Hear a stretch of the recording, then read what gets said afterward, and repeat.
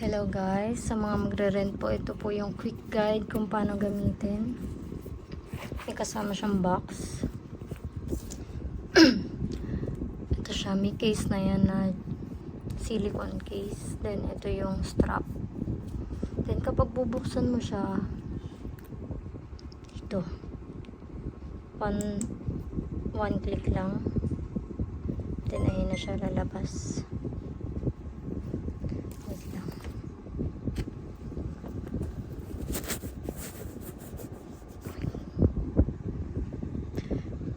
Then, palagi, ang pang-wipe nyo lang dito is yung ano.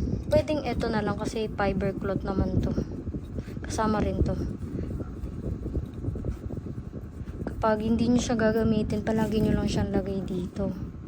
Then, ang lagay niya ganyan para ganyan hawakan. Para safe pa rin. Pero may tempered glass na to. May tempered glass na. Then, kapag gusto mo iba ng pictures, pwedeng photo, dito slide mo lang siya dito sa kanan, ay pakaliwa. Tapos ito video. Ang mas prepare ko is 4K lang, kasi kapag naka 8K hindi mo siya pwede ma-edit sa cellphone, hindi mo siya makikita, dapat computer. Then ayan na yung niyan. Ratio pwede mong palitan. Ayan, pwedeng ganyan, pang movie, ganyan yung pang movie. Then, portrait. Hindi pala nakikita. Hindi pala nakikita, at pala ganyan. Ulitin ko. Ano ba?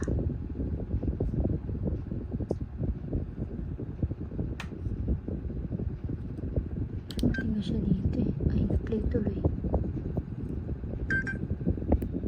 Kapag papalitan nyo yung slide mo na siya dito sa kaliwa, lalabas na siya. Kainis naman, bakit ang labo?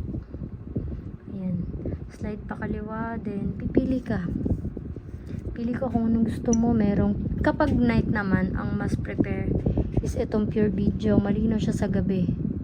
Ito kaysa sa normal na video. Then may pre-frame, pwede mo siyang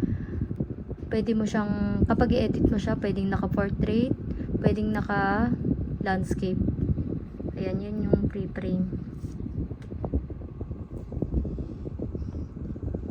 Then, time shift. Hindi ko masyadong yung time shift. Time lapse. Then, ito kapag para siyang magiging webcam mo. Nakikita dyan ilan yung takbo mo, ganun. Loop record, slow motion, star lapse kapag naman to, gabi naman. Burst photo, then photo. Kapag photo, click mo lang lagi yung 50MP, then pili ka ng ratio, kung landscape or ganyan lang na normal. Then may timer siya dito. Then kapag magpipicture ka,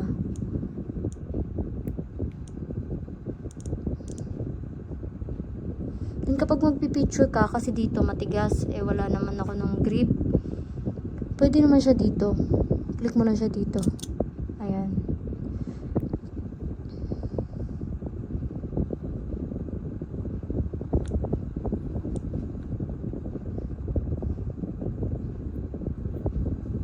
Then dito sa taas, slide mo lang siya dito, dito sa may battery.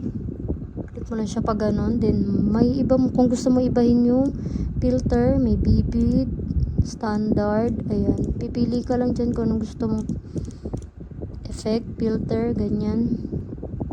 Then kung marunong ka mag manual, pwede rin mag manual dito, pero kung auto na lang. Then video, ayan, sabi ko nga kanina 4K lang. Then ayun lang. Then off mo lang siya ng long press.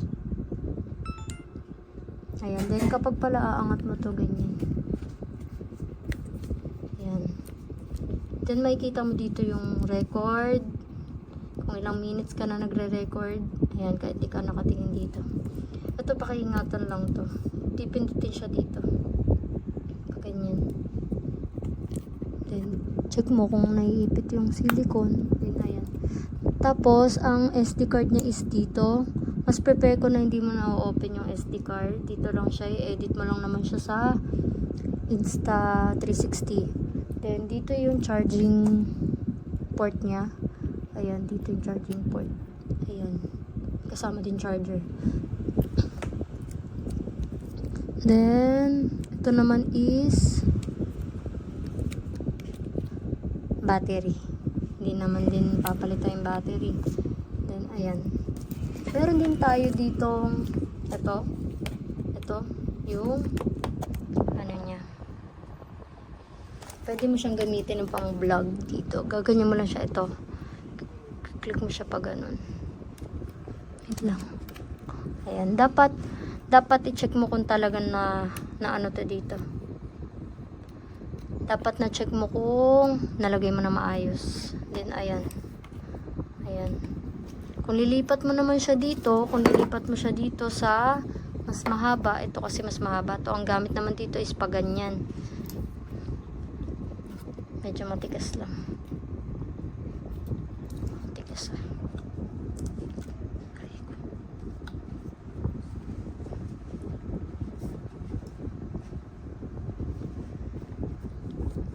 Ito ang gamit nito is pa ganyan.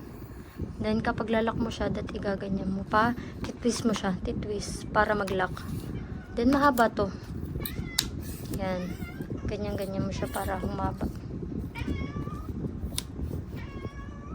Yan. Mahaba to.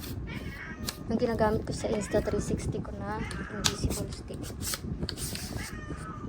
Ayan. Pwede mo siyang gamitin dito. Then, kapag naman gusto mong gamitin to, pwede mo tong gamitin na stand. Monopod to. Monopod. Ito, tatanggalin mo doon. Ano ka ganyan? Ayan. Para pwede mo siyang gawing monopod. O, diba? Then, ito, pwede mo siyang lagay dito.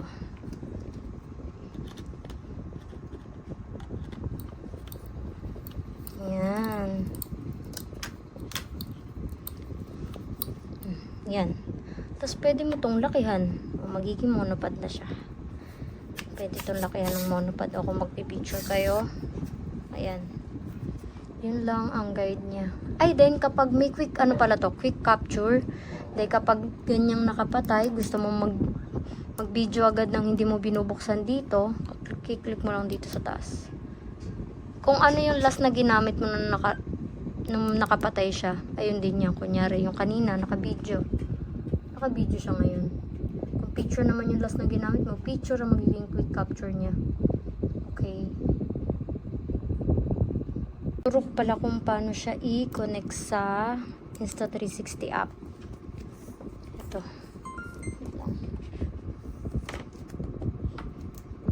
Ito kasi ako sa tablet nag-aano.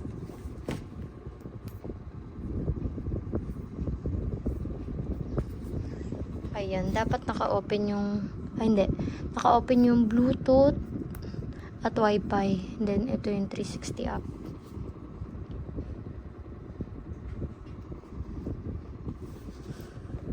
Then, ayan, nakabukas na siya, diba? Wait mo lang. Then, kiklik mo dito. Ito ang camera na to, kiklik mo yan. Then, connecting na siya.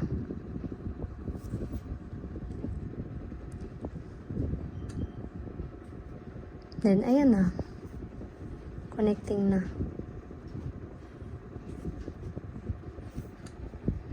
Hindi pa ako nakakapag-ano eh. Ayan guys. Click ka pala. Click mo lang to. Then, pwedeng AI. Ayan, pwedeng AI. Makukuha nito yung mga highlights ng video mo ng isang editan lang. Ganun. Then, pwede ka mag-create ng video. Then, piliin mo kung anong video yung i-edit mo dyan. Sama-sama yan, parang CapCut. Pero mas maganda dito kasi pwede ka hanggang 4K resolution. Kaysa sa CapCut na 1080 lang. Yun. Then, kapag di ka pa tapos mag-edit, may kita mo yan dito sa drops. Yun lang.